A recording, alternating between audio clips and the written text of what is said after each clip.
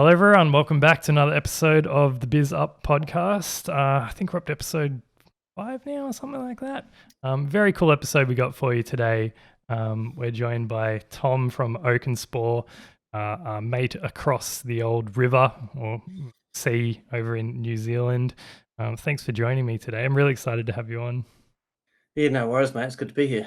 Excellent. So yeah, the reason I'm so excited is because you have quite the interesting background. Now, from what you were doing to what you're doing now, I really couldn't think of a more dramatic shift. And I think if you even said to someone, could you imagine yourself doing this in 5 years? No one would even think about what you're doing now at all. Yeah, it is. It is quite the contrast. And 5 years ago, if I told myself this is what I'd be doing, I probably wouldn't have believed it. Yeah, exactly right. So Yeah, your background is in government and I believe like law enforcement. You're in the military and the police yeah. force. Is that correct? It was seven when I was 19. I joined the Royal New Zealand Air Force and did 7 years in the Air Force, and then after that, I left the Air Force to join the police, New Zealand Police, and did about 5 years in the New Zealand Police. Very exciting stuff. Now, I'm quite fond of. So were you a pilot or?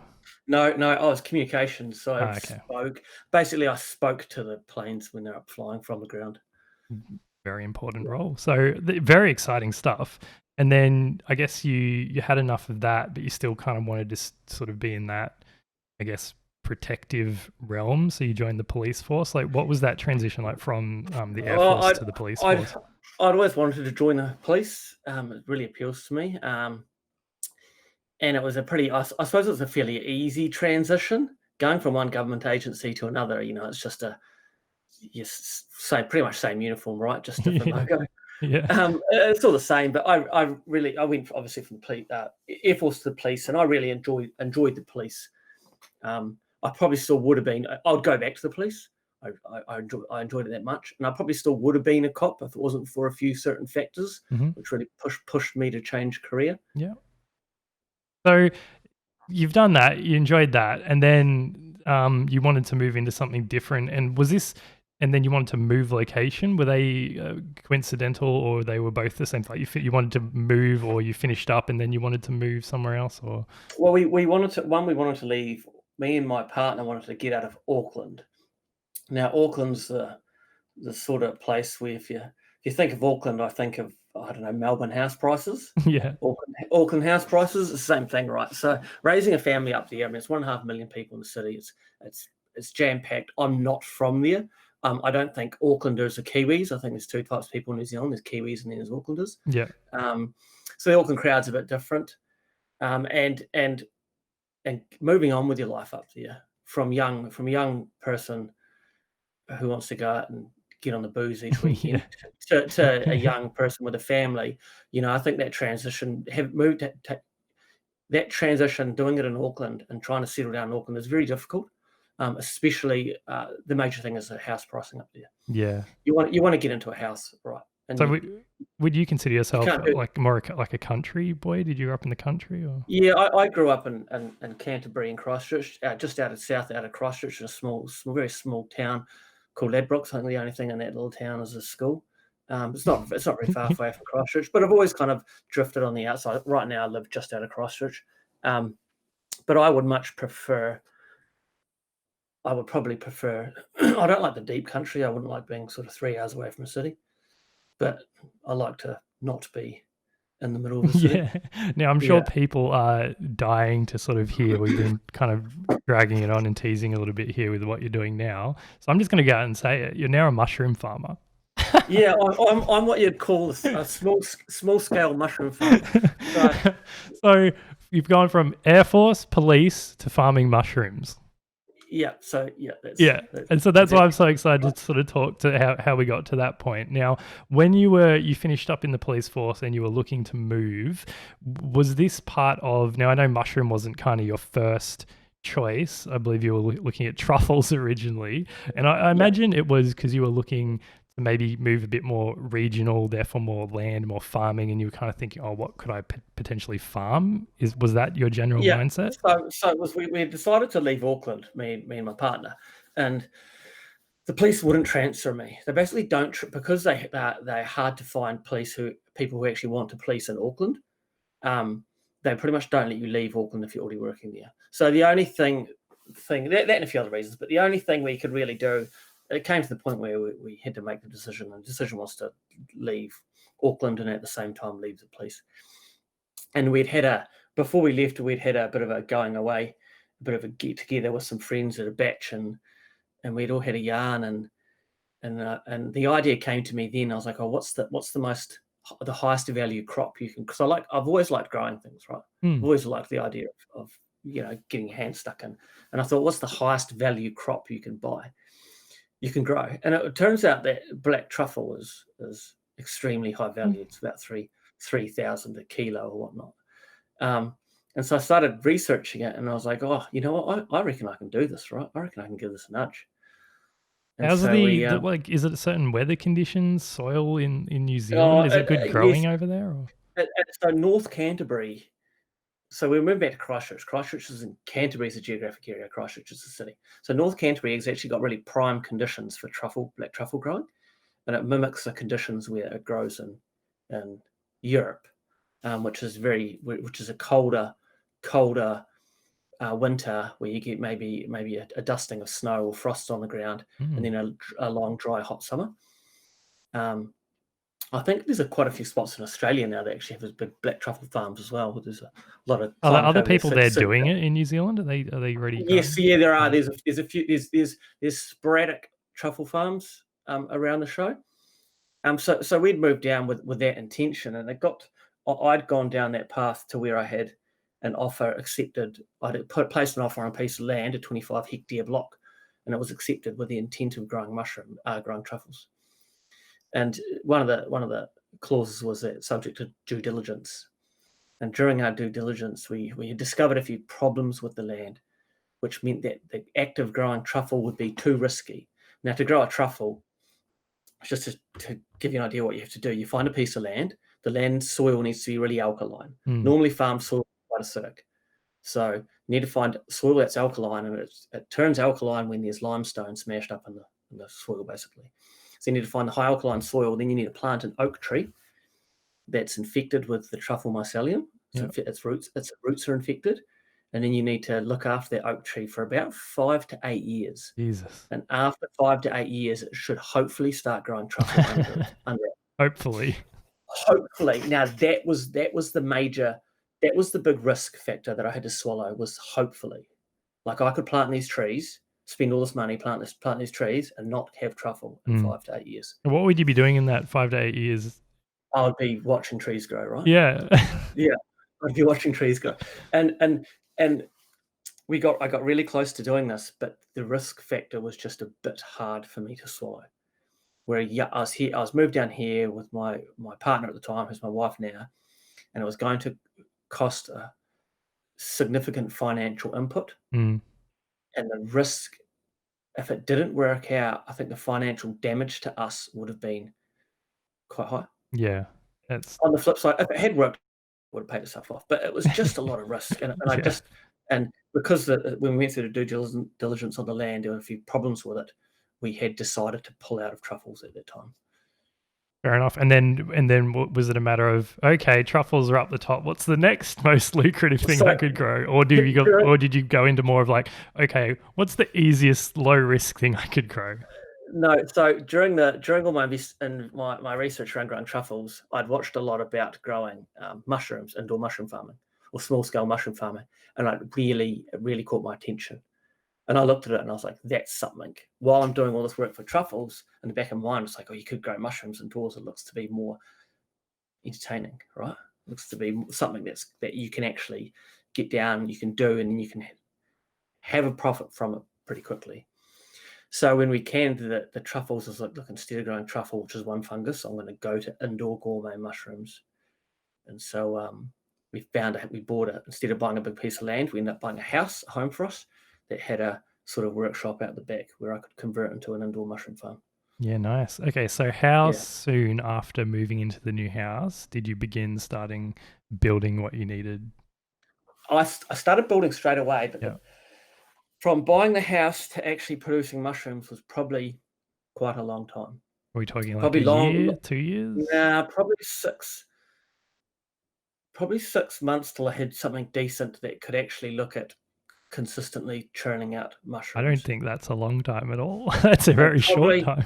probably it was probably 9 months before I could comfortably say I can grow 30 to 50 kilos per week So consistently. after that 6 months, when you already started to get little batches, were you immediately trying to sell them at local markets and things like this? Or were you just Yeah, eating them yourself and trying to refine the product? just eating them myself. I made a lot of mistakes, right? And one of the biggest mistakes I made was that I thought I'd start growing shiitake mushrooms. Hmm.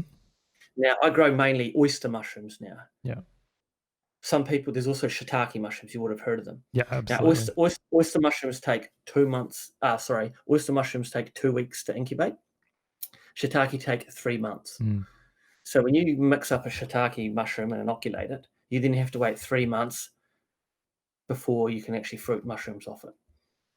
If you make a block of oyster, you only have to wait 2 weeks.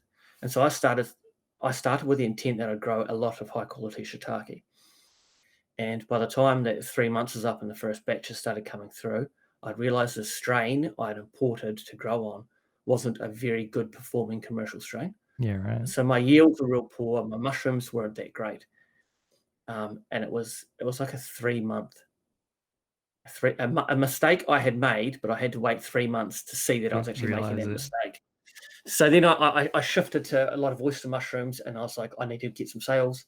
And so I got into a farmer's market in Christchurch, which is probably the biggest and best farmer's market in Christchurch, and started growing a lot of oyster mushrooms. Dropped the shiitake and never really looked back since. Right. That's what I was going to ask you. I was going to ask you if you were doing any shiitake just on the side. Is that not feasible? Is it different growing conditions? Like it's hard to grow two different types of mushrooms in the same. It can be. Shiitake and oyster can grow together. This involves a little bit more management, but I generally don't. I don't really bother with them, one, because they do take 3 months, and I can move enough oyster. I grow multiple different varieties of oyster mushrooms, Yeah. and I can move enough mushrooms without needing to worry about incubating shiitake. So it wouldn't be blocks for like 3 months. the increase in price charging for the shiitake mushrooms to warrant the 3 month wait. It wouldn't. It's not worth it. One, there's no price increase on them, and Really? two, what has happened now, and it's actually disrupting the shiitake markets around the world, is that, and our biggest mushroom grower in New Zealand, who grows tons per day, I would assume, tons and tons per day, started growing shiitake and selling it in supermarkets. So it no longer became this boutique mushroom that's hard to find. It was in our biggest supermarkets. But what they do is China manufactures blocks. It's like, they call it a block, and it's like a fake log covered in plastic. Yeah. And you incubate it, and then after 3 months, you cut it out of the plastic and you grow the mushrooms off it. And China would make these blocks, put them in a container, and sail them anywhere in the world. And people would buy them, sail them, and they'd incubate on their way over. And then they'd get them here to New Zealand and just have to open these blocks and fruit them straight away. Mm. And so where it would cost me quite a lot to produce a block, it would cost you to buy $1 from China. And they initially started growing these. They're basically Chinese mushrooms, right? But they'd advertise them as New Zealand grown mushrooms. Yeah, that's it. They had a bit of blowback from that, but that really also disrupted the shiitake market. So that's why I don't really bother with the shiitake too much now. So you're pretty much like 100% oyster mushroom at this point.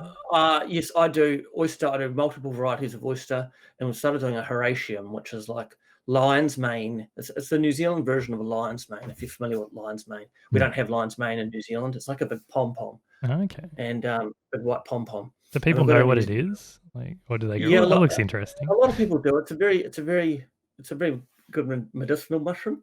It's got really good health benefits to it. But people overseas, maybe not in New Zealand, people don't know about it because it's not present in our ecosystem, so you can't import it.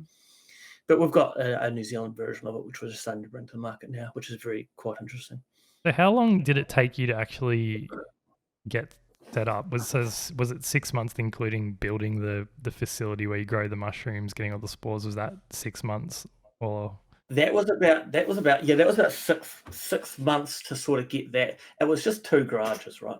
And I converted them. I built a big outdoor covering over it, and then I had to build rooms inside the garages. And I'm not a builder by any chance. I don't know the first thing about building. How did you learn to do this? Oh, just well, the building, you just kind of get your nails and hammer out, right, and just throw No, but in something terms of together. like knowing how to like get the right temperature in there, or the Oh, humidity, the air conditioning, like so what levels, what's the best way to stack it. And I was watching one of your videos, and you were talking about like some people in terms of even when you cut a circle in it, and some people do like a cross or something, and it spurts out. Like, were you just watching other people on YouTube with their micro farms? And most of it has come from Google and YouTube. And I suppose that's why I obviously I run a YouTube channel now as well. And I think that was one of the reasons I really started running the YouTube channel, was because YouTube gave me so much information on how to start this. I was like, what I'm going to do is I'm going to document what I'm doing to give back to the people who want to see what I've done so they can start their own small scale farm. yeah, and as soon as Yeah. I saw you, I watched a couple of your videos, and it was the one kind of how to set up a small scale mushroom farm or something like that, where you walk through the whole your Yeah. process of a day, and you went through like the whole thing, and then the room where you what is it, the completely sanitized room where Oh, you what do you it's just that. so Yes, you there's got like a, that as there's well, a and you've whole got bunch like of. it's like a high school science ventilator thing that sucks all the air out of it and keeps it all fresh in there. And it went for like, I can't remember how long, it was like 14 minutes or something like that, but like I was just so engrossed with it. I was like, I never thought I'd be watching 14 minutes of a guy growing mushrooms, and it was fascinating.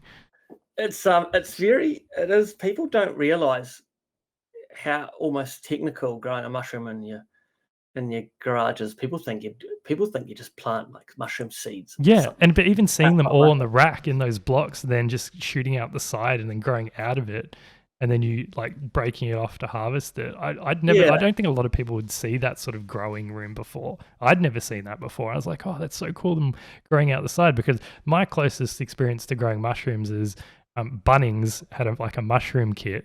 Do you guys have oh, Bunnings in New Zealand, or is there something yeah, else? yeah, we got Bunnings. We got Yeah, Bunnings. so they have like Yeah, those mushroom kits, and it's like just put it in a cool, damp place, and then they kind of just grow up out of the soil. So that was my yeah, experience of mushroom growing, and then to see you in these blocks with it all just shooting out the side like something out of a sci-fi movie was really cool.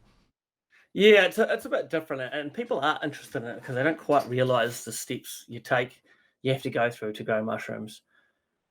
So people do see it, and they don't realize exactly how involved it can be. So if I wanted to start my own small scale mushroom farm, could I watch your YouTube channel and get a sense of like all the knowledge I'd need to sort of copy exactly what No, you're doing? Or you can watch my YouTube channel, and you'll get a sense of some of the knowledge you might need, yeah. or some options, some methods of doing it. Not all the knowledge is on my YouTube channel, And I think it but gives you a good idea of also the work involved as well. Because some people think, oh, it'd be easy, just set up a mushroom farm, they'll grow out the back, I can do whatever. But there's actually a lot of work involved, right? there's a lot of work involved. It's not a very hands off thing to do, and it So is. every It, day you're working on the mushroom growing or in some way. in some way, it's like, I mean, it's my own business, right? So It's in like any some way, business. Yeah. every day I'm working. I mean, if I wanted to strictly just grow some mushrooms for a market on the weekend and do nothing else, you could do it part time, and you could produce a small amount, and you could sell it at a market, and that's it. But I also sell. I run a website where I sell products online, and I run a YouTube channel. So I've got three mates to my business, and with all those three put together, it does keep me busy. Yeah. And there's always something I can do, always. All right, let's touch on that a little bit. So you got the like the mushroom growing business, like the physical thing, and you go to Yeah, a market every week. Is it once a week? once a week, every Saturday morning, I Every go to a Saturday you're market. at a market, and that's Yeah, where was that where you'd sell the majority of your product? that's where I sell all my mushrooms. I Okay, pretty much all of only wow. I only grow, excuse me, to satisfy that market. Okay, so how many Yeah. kilograms of mushrooms are you growing a week? 30, around the 30 kg mark. So you're not I looking to up that at this point. You're just happy with that No, amount. I can. So if I look to grow more, then it involves more of my time in the production of mushrooms, and I don't want that. I Yeah. really want to, although I haven't been spending as much time lately as I would like to. I'd really like to grow the YouTube side of the business, um, and so growing more mushrooms, yeah, it isn't the path I want to take right now. Would the Right now, demand be it's there if you did grow more mushrooms? Could you find like just a wholesale to another local health food store or oh, something? Yeah, absolutely. And those are the. I mean, I've had meetings with managers for supermarkets and all sorts of carry on about getting our product in their shelves. And we've also recently we're looking at expanding and building a new facility to produce more mushrooms. But right now in the immediate future, my focus isn't for the next 6 months at least is not on increasing production of mushroom. Would that I'm require additional help? Like, would you actually have to hire Oh, do you staff know? or? Yeah, probably come next year. I'm looking actually I would next year I would have liked to have hired some staff already. I would like to have hired some staff now because there's some labor intensive parts that I have to do every week, and if I could just offload those labor intensive part, then it gives me more time to do the other things of the business, the more technical side, the more technical things in the business I want to do. But Yeah. for labor, my dad's actually retiring soon. So he's going to come and do all the labour for me. Keep him going right. Retiring sounds Yeah, like it. yeah. No, but he's obviously wants to come and help out. And I mean, it's not super laborious. It's just a monotonous task that I have That's to do every week. interesting, actually. What did your parents and or partner think when you gone like, I'm going to quit all my work in the police force, I'm going to grow mushrooms? Like, was it well received or was it met with skepticism? Yeah, my family have been very, very supportive of it. They don't like I've done everything I've really put my mind to in life. I've done fairly well with, and so I don't think it was ever an idea that I might fail and whatnot. And financially, I'd never put us under any financial duress, me and my family. And because of that, my partner was absolutely fine with me doing it. It is very offbeat. And I think at the start they might have had reservations when people asked them, "What's Tom doing now?" They'd be like, "Oh, he's left the police and he's growing mushrooms." but now, of course, they're obviously really. It's gone pretty far now, and it's gone reasonably world. I've had articles in the paper, and I get people like you doing interviews with me. So it's reasonably worldwide now that I get a bit of recognition, and so from that, people obviously see that, and they're fairly supportive of what I do, which is good. So the website, what can I buy mushrooms and get them delivered to my house, or is it mostly other sort of stuff? We don't sell mushrooms. We actually sell spawn and other spawn mainly for people who want to grow mushrooms at home. So could I take that spawn and eventually, like if I was to start my own small scale mushroom farm, could I buy all your spores and essentially use that to scale up? Or is it more of a, oh, I could, awesome. Yep. Do you ship to Australia? I sell cultures as well. I don't actually have any around me, but like a petri dish, which is the petri dishes. Yeah. So you buy the culture on a mushroom petri dish, and from that culture you can spread that to 100 petri dishes, and each one of those petri dishes can make 10 bags of spawn, and each one of those 10 bags can make another 20 bags of spawn. Yeah, nice. So it's from one dish you can grow a near infinite amount of mushrooms. Do you sell other sort of like kit things that help you grow, like, or start a farm, like bits and pieces equipment or anything like that? Yeah, not so much equipment. We just sell the spawn. We sell ready to fruit bags. We sell the cultures. We just sell the stuff that's harder for people to produce at home. If you need equipment, I mean, the hard thing with selling equipment is if you can buy equipment from me, you can buy it from Bunnings for cheaper. True. Right? Yeah, true. Yeah. So how are the website sales going? Like, the website sales are all right.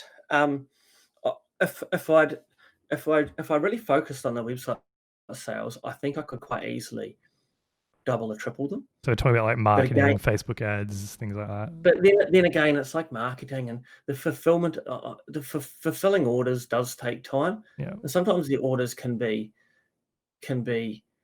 small, but they still take up the same amount of time. Exactly right. Yeah. And the reason I like the YouTube, I've only just been monetized on YouTube recently. Yeah, let's talk about that. So that's the third prong that we were talking about. We got the mushroom, we got the website, and now YouTube.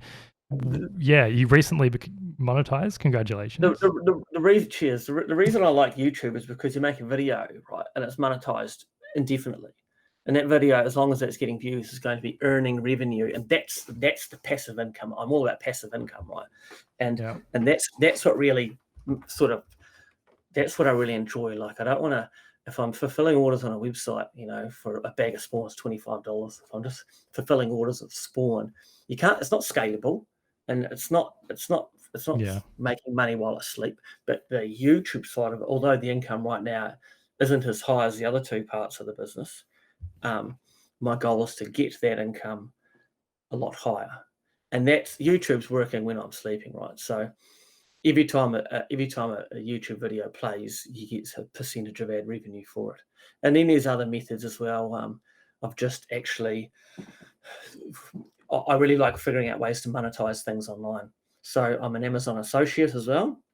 So old mate Jeff Bezos, the guy who owns Amazon, I actually get a few dollars from him because I make videos on like making let's say a homemade humidifier. And I list all the parts, how to make a homemade humidifier from Amazon. And when people follow the link and buy the part, I get about a 3 or 4% commission on the sale. And when you get thousands of views per day on your YouTube channel, and you've got all different items linked, it actually does start racking up. So I get the income from YouTube, and I get the income from Amazon, and I also get a very small, it's very insignificant now, but a very small income from Patreon, which I'm not really familiar with it. Yeah, absolutely. Yeah, so we're trying to grow that as well. So income from that as well. And now only last week I was approved to sell merch on my YouTube channel. So is that an approval process to sell merchandise? your YouTube channel needs 10,000 subscribers. Okay, right. Yes, you need to hit that mark. And so now I'm going through Fiverr, which is another, I don't know if you're familiar with Fiverr. Yeah, so I'm using Fiverr to contract an artist from Bulgaria, I think, to design me a bunch of YouTube. I just got the first one back this morning. How's it looking? Mushroom, it looks really good. Mushroom-styled images to put on T-shirts to sell on the YouTube shelf. So for me, it's about that whole YouTube opens up. I originally started YouTube to sort of give back to the community because the community on YouTube helps me a lot. That's what I was going to ask you. Like when you did start the channel, was it you always had in mind, yes, I want to grow it, I'm going to make money off it long term, that's why I'm starting it? Never. I'd never even, not for a second, thought income YouTube. Who thinks you can like? Yeah, I know, especially these days. Yeah, and thinks I'm going to earn money from YouTube. Like, good luck, right? It's very hard to do, and it's for the first year. I had nothing, right? Yeah. So the first year of YouTube, it's a labor of love. And it has to be. And that's the story, because people think, oh, I'm going to make like Minecraft videos or gaming videos and, then become a millionaire. And then in, a month when they're seeing 50 views, 20 views, and then they're like, well, this is shit. This is not going to happen. And then they give up in, 2 months because they're not millionaires. And a lot of people give up YouTube early because YouTube's got a standard and they want you to meet that standard before they're going to look at monetizing you. And you could have one or two, you could release 5 videos and one of them could be a hit and you already get there in a month, right? But for me, it took over a year. It took about 16 months or something. So it took quite a long time. It took me a year to get a first 1,000 subscribers. So it's a very slow process. But then in the next 8 months, I got to my next 10,000 subscribers. So that your followers increase the more followers you get, the faster you get followers. Yeah, it's just that initial grind that you got to sort of get through. It's a real grind, eh? Like it's a real. But like I did it at the time, not because I wanted to earn money, but because I enjoyed doing it. And that's why. That's what really got me through. Yeah, and that's what because if you're putting out content every week, a couple times a week, every day, if you are not extremely passionate and enjoy what you do, you're just going to get burnt out in like a month or less because you're not having fun. And especially if you're the person on camera, you can't put up that facade forever, let alone a year. Yeah. Like it's going to show that you're not enjoying it. You're not going to be motivated to film. You're not going to be motivated to edit. You're not going to be motivated to upload. It's just, if you're just like, oh, I just want to make money off this thing. And you're like, what can I make that'll make me money? But you don't actually enjoy it. It's not going to work at all. No, exactly not. And that's one thing of me. I've always really stayed true to my YouTube and be like, I want to make YouTube videos on what I'm doing on my farm. And so my latest series of YouTube videos are about automation.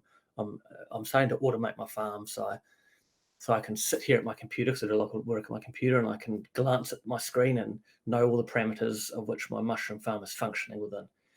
And so my desk here looks like a workshop right now. It's got electronics and it's got bloody computer chips. How many monitors do you have in front of you? I got 2, but I got computer chips sitting here. I got bloody freaking. Because before you'd actually, if you wanted to know what the temperature was, you'd have to physically go in and walk in, have a look at something in the wall. I have to go out there and look at it. And the equipment you get for mushroom growing, if you buy cheap stuff, it's cheap and it doesn't work that well. And so I wanted to avoid using the cheap stuff and set something more, make something more purpose built. But so that's what I'm doing, and I haven't been releasing YouTubes as much as I'd like lately. This is taking a lot of time, and it takes me. I mean, it might take me a lot. It takes me a lot of work to figure out, because I knew nothing about automation, nothing about coding, nothing about programming ESPs, and so I'm teaching myself all of this as I go. And so it might need 40 hours of 40, 50 hours of work done into it to even get sort of like 3 or 4 minutes of worthwhile YouTube video. Yeah. And so And it's is it interesting stuff that people would want to watch as well, if it's just you fiddling with like a soldering iron or something? no one wants to see me just trial and error, Yeah. putting different pins. Like they want to see what I'm doing, and they want to see results. And so it takes me a while to get to a point where I'm like, yeah, I can make another video now, because I've taken that few steps further. What have been your most successful YouTube videos? Like, what was the content about? Probably that one that you watched. Yeah. That really got a mind of its own, and I spend a lot of time. Like, I've done my research on YouTube and how to make how to make all right videos, and how to make sure your videos, people can find your videos. And that one I specifically targeted. If you type in mushroom farming into YouTube, it's going to tell me. It gets roughly. Is it going to tell me? No, it's not working. It Of gets roughly course. about 25,000 searches a month. And so it's quite a short tail keyword. So you And were so looking at keywords, you so, were looking at what you'd title it, were you looking at the thumbnail, everything? what I wanted to do is I wanted to find a short tail keyword, a keyword that's searched a lot, and I wanted to rank my video in that keyword. How do you So find the keywords? I've got a little app which tells me how, when I type in keywords, it gives me tells me information about that keyword. Okay. And so I wanted to rank my video for the keyword mushroom farming or mushroom farm. And so I made this video and I put a lot of effort into it. And at the start, for the first month or so, I don't really do anything. But then all of a sudden, its views started getting more and more and more and more right as the lockdown hit. And now it ranks, I'm pretty sure, for me it does. I don't know if you type it in on your computer there, but if you type mushroom farming in YouTube, it should be about the second or third video down. And I had made this video with the intention of getting. It's number one for me, but I think that's because I'm logged in and I saw it before, so it's put it to There the you top. go. But it should be, for Yeah. most people, it should be top 3, I think. And it was my intent to make that video to get it ranked on that, and it worked. And because of that, Yeah. that video now gets between 2,000 to 4,000 views a day. Awesome. Yeah. So yeah, it's a really cool thumbnail too, because you've got the mushrooms exploding out of the bags. I assume, is that your partner? That's my partner. So And she's like holding up a dollar sign. It was slightly clickbaity, but yeah. Oh, you got to be. You got to do what you got to do. The YouTube hustle. In other videos, so but so that I'd made that video with the intent to rank in that keyword, and it worked, and I was fairly happy with that when it did. So but a lot of my other videos aren't. I make a lot of what I call foundation videos. So the videos that give your channel content, and although the videos might not be these videos that get millions of views, the videos that people are going to find and are going to find some information, some usable information in. And then they can click on to all your other videos. And then they can go through my other videos. So I've got some videos here which aren't, they're not the most popular videos you'll see on YouTube, but they have some sort of information in it where people can find it and can be like, hey, that's good to know. Yeah, like I can see, like there's some, well, most of them you put a bit of effort into the thumbnail and they look really nice. And then there's one just called hardwood sawdust for shiitake, and it's just like the picture of the shiitake. It's like so that was one of my first videos. Oh no way! I've just arranged by popular. Oh, that was my second video I ever made. Wow. So it's a very, and obviously I probably should go. It's just such an old video. It's like, do I even want to make a nice thumbnail for it? Because it's I can keep it. It's just like I've redone a lot of the old thumbnails. Thumbnails having an interesting thumbnail Yeah, as a people look at the metric. thumbnail first before they even read the text. For sure. Yeah, and one of the most important metrics is click-through rate. So it's what if they see that thumbnail and they click the link, that's a really, really important metric for YouTube, and YouTube records all those metrics. And so the lower the click-through rate, the less inviting your thumbnail is, the less views you're going to get. When you say click-through rate, is that from like the sidebar, or people search it, or they click the thumbnail and they think it was one thing, but it's not what they thought it was? So click-through rate is just people. If you go to YouTube.com, you're gonna have 30 videos come up in front of your face, right? So it's just what people click on. And it's going to YouTube makes note of all those videos, and you're going to click on one of them most likely, right? And then if you click on that one, it records that's the video you clicked on, and that goes towards your click-through rate. And so the higher the click-through rate you have for videos, the better the videos rank, and the more exposure you'll get. The more exposure you get. There's a lot of metrics to it. That's just one. You need to get to even. The first thing you need to do is to get people to click your video and watch it. The second thing you need to do is make sure people actually watch your video, and YouTube records how long people watch videos for. And so if they watch a video for 3 seconds and close it, YouTube's going to stop recommending that video to people. But if they click a video and then they watch it for 90% of the time, YouTube's going to be like, hey, this video's got something to say. So YouTube will start recommending it. And that's one of the reasons that video of mine gets 2,000 to 4,000 views a day, because people click it and tend to watch more of the video. So YouTube, so I keep calling it Google, same company, right? Yeah. So YouTube is like, hey, this video, not only do people click it and watch it, but they are watching a significant portion of the video. So then YouTube actually recommends that video to people, and that's why it gets a lot of views. Yeah, I watched that whole video and I found it fascinating, and then I showed my partner, and then she watched the whole video as well, because she loves growing things and gardening, and like she loves mushrooms as well. And we tried the homemade kits and they flopped, so we just found it fascinating. So with all this knowledge that you have in your head about all the research you've done on how YouTube ranks video, is the best way to find things, how to make good engaging content, the thumbnail, click-through rates, watch time, you have all this in your head. Now, does this play on your mind as you're filming a video, or when you're thinking about what can I make for my next video? Are you thinking about all that sort of stuff, or do you kind of just how do you decide what you're going to make next for the channel? What I'm making is, it's often involves what I'm actually doing on the farm. And I need to spend. I've been talking about this to my partner the last couple of weeks. It's like I need to be dedicating more time each day to producing YouTube videos outside of what I'm doing on the farm. Yeah, because that's what I was going to say. I was like, because if it's stuff you're doing every day, at some point you're going to cover what you've done every day. Surely there isn't like infinite content about growing mushrooms. I'm sure you can get to a certain point where you've covered almost everything, right? You can. There's always more. There's always more information about things you can. There's never enough information, right? There's never enough. You can always make it better information more available to people.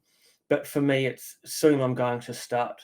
I would like to start making some videos for entertaining videos. That video I've got about small scale mushroom farming I tried to make that so it was reasonably entertaining. Do you know what I actually found really interesting in that video was also actually seeing you go to the market and sell the mushrooms. Oh yeah. So not only, this is how you grow the mushrooms, and then you leave it at that. It was really cool to see you actually then take the mushrooms, then how you actually sold them at the market, and even saying you did. It was like, what was it? Was it $10 for half a tray or something, or a small tray? I just sell them in large trays for $10 now. Oh, okay, yeah. In that video, you had like 2 different prices, but now you do like $10 a tray. I was like, oh, that's really cool, because then I'm like, if I ever sell mushrooms, now I know how much to charge for them. And it was funny, in that video, you had a lady come up to you and asked you if you had any shiitake mushrooms, and you're like, oh no, I just oyster. Yeah. A lot of people, you get someone else for shiitake each market, right? But yeah, that was pretty cool. Obviously, I had to take in that video. I had to take you through the whole process from the initial creation to selling them at the market. So what more stuff like that then, from that more entertaining perspective, are you thinking about, like outside of mushroom, or tangentially linked to mushroom stuff? So I've got a few. Like mycelium it's an interesting material. And I've got a few videos. I don't want to go too deep into them. You have to wait till they come out. Yeah. But if you can grow mushrooms on straw, you can basically make objects with mycelium and straw. See, that's And cool people stuff. people do, they make furniture and whatnot. And mycelium acts like you can imagine fiberglass, right? You get glass wool and a resin, and the resin's the binder, and the glass wool gives it strength. You can actually do that with mycelium and straw. The straw gives it strength, and the mycelium acts as a binder and binds it all together. And then Wow.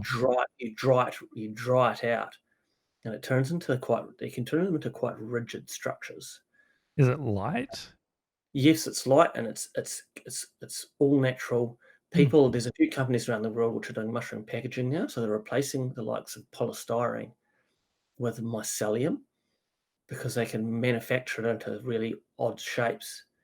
And so instead of buying something, an expensive, I don't know, cell phone, and it's got a big chunk of polystyrene in the packaging, they'll actually use that mycelium in the packaging.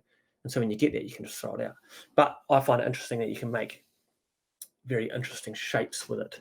You can make things with mycelium that people haven't really looked at doing before. So I would like to go down that route a bit and just do a bit of experimentation with mushrooms. Are we with talking mycelium. like for creating things with practical value, or more like an artistic piece? More both one entertainment, two. I want to do it for YouTubers to show the world, I suppose, that mycelium's like we'll just quickly cover off mycelium. I don't know if we've mentioned what mycelium is. Mycelium is like the network. It's like you have an apple tree, and the apple tree grows the apple, right? You have a mycelium network, and the mycelium network grows the mushroom. So the Yeah. mushroom is just the fruit of the mycelium network. Yeah, right. Um, and it's you can do some really interesting. It's a really interesting thing. So Well, I look forward to and how far away are we from seeing some interesting videos of in like the next couple of months, I'll be filming them and hopefully starting to release some. And I want to do that just to show people that how interesting mushrooms are. Mushrooms are really, I think they're quite interesting, yeah. and people don't know that, and then people see them and they're like, oh wow, this is actually really interesting. Yeah, and especially if you do crazy stuff and do like I made a chair out of mushrooms and then you're Yeah, like exactly right. or weird things like or God knows the sky's the limit. You could have all that sort of and you could have the chair as the title and the thumbnail. Who wouldn't click that? A chair made out of mushrooms and then to see how you Yeah, did I it know, or right? So whatever. there's a lot of interesting things you can do, and as I said, like I want to my business.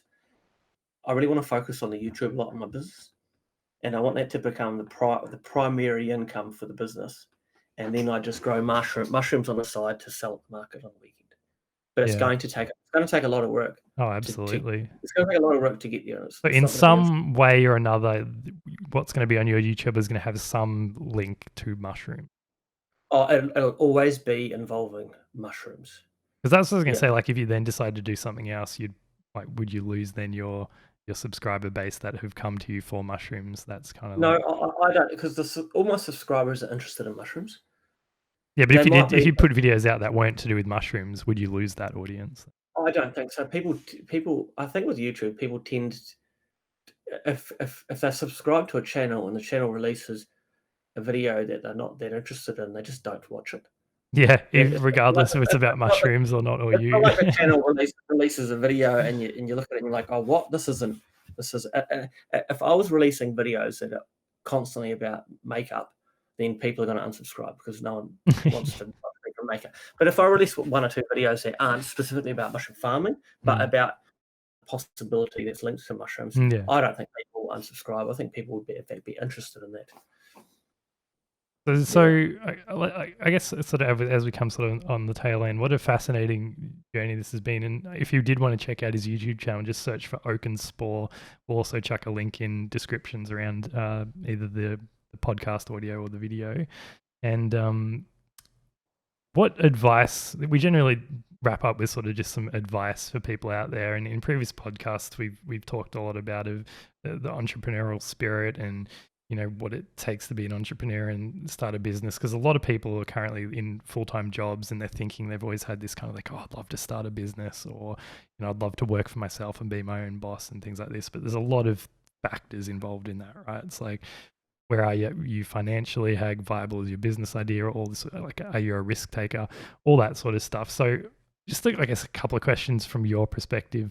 What advice would you people who they have a full-time job, but they're not really that happy in it? They got this idea for a business.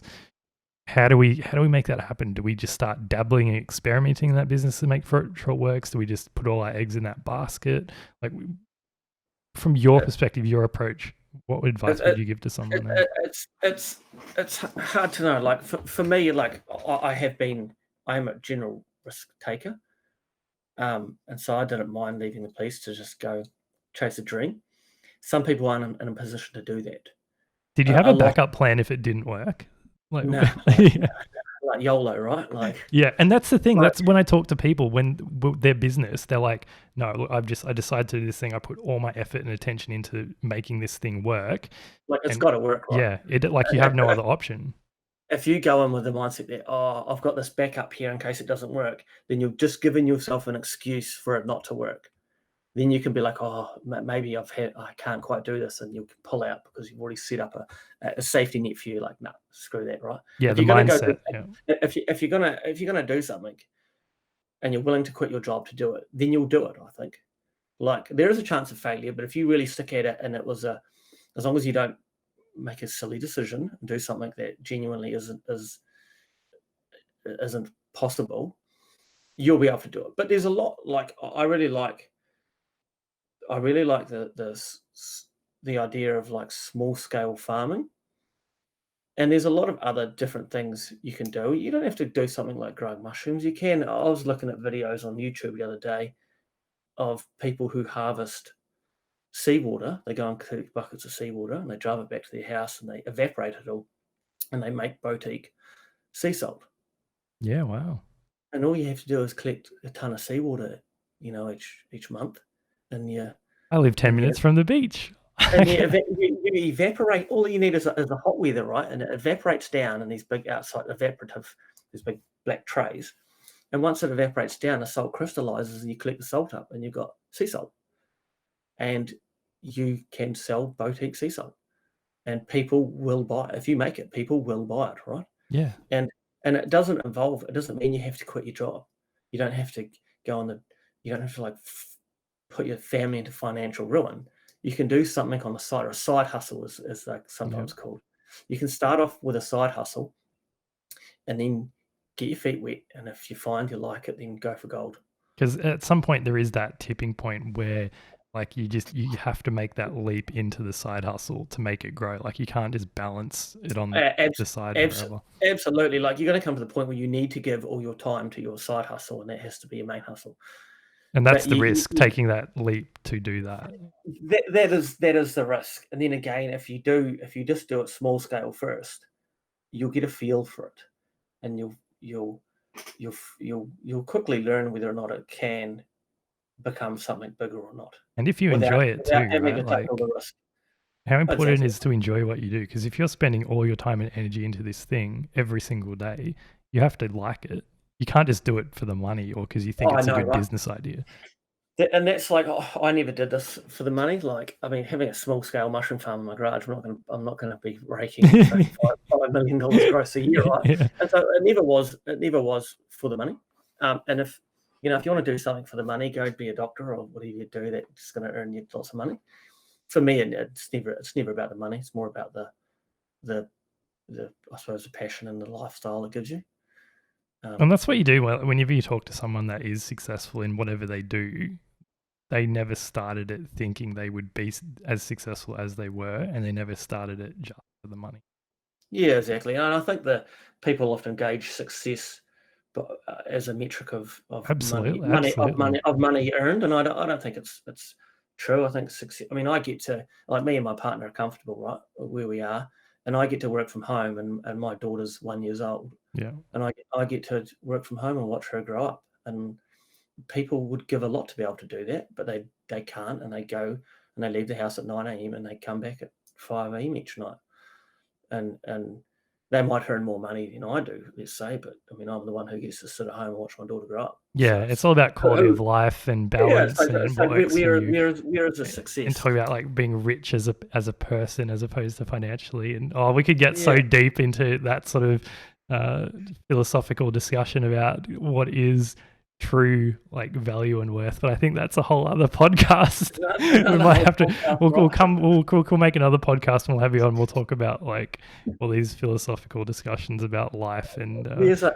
worth and lot. value. There's a lot, right? But it's all questions you have to ask yourself before you want to start your own business, right? And And sometimes if it's you the other way too. Like sometimes people that work the 9 to 5 job and they know they're going to be home every day at 5 on 5 and then spend the rest of the night making dinner, hanging out with the family, and then go to work the next day. It's a guaranteed thing. Whereas if you start your own business, and an entrepreneur, sometimes those early days, if you do have a family, you need to be spending 12, 15 hours a day every day, working weekends, working late. And you can exactly right, actually take more time away in that initial like year or year and a half while you're setting up from family, from friends, from loved ones. But then the end goal could be that more financial freedom, allowing you to. So it's such a tricky thing. there's a flip side to everything, right? I get to watch my daughter grow up because I work at home, but again, I cannot leave work. It's not like I get to drop my tools at 5 o'clock Yeah, each because day. if you went for a holiday, not that you can during COVID, but say you went for a holiday, you wanted to go 6 months around Europe, the whole mushroom business would shut down. Oh, You wouldn't be getting any exactly, income. The YouTube channel wouldn't be putting out any new content. So it's like, yeah, you want to get to right. that point where you can go for 6 months around Europe and your businesses still keep generating you money and allowing you to do that without you having to be, 100% of your input to generate that money. Exactly right. I mean, there's pros and cons for everything, and I suppose the big thing for people is you got to find out what pros you want and Yeah, what cons you don't mind, and absolutely. and and then build and then chase your business dream from there. Well, Tom, it's been an absolute pleasure having you on the podcast today. Yeah, What a fascinating journey it's been. it's been a good yarn, eh? It's been a good yarn. No, I loved Yeah, it. So if people yeah, want to find more about what you do, we mentioned the YouTube channel, you can head over to Oak and Spore. If people wanted to buy yeah, things from your website or follow along your journey, what's the best way to or get in yeah. contact with you? We don't export from our websites. We can't sell to Australia just because of Yeah. biosecurity laws. But for YouTube, go to Oak and Spore Mushroom Farm. And you'll find my channel. You can have a look there, see what I'm doing.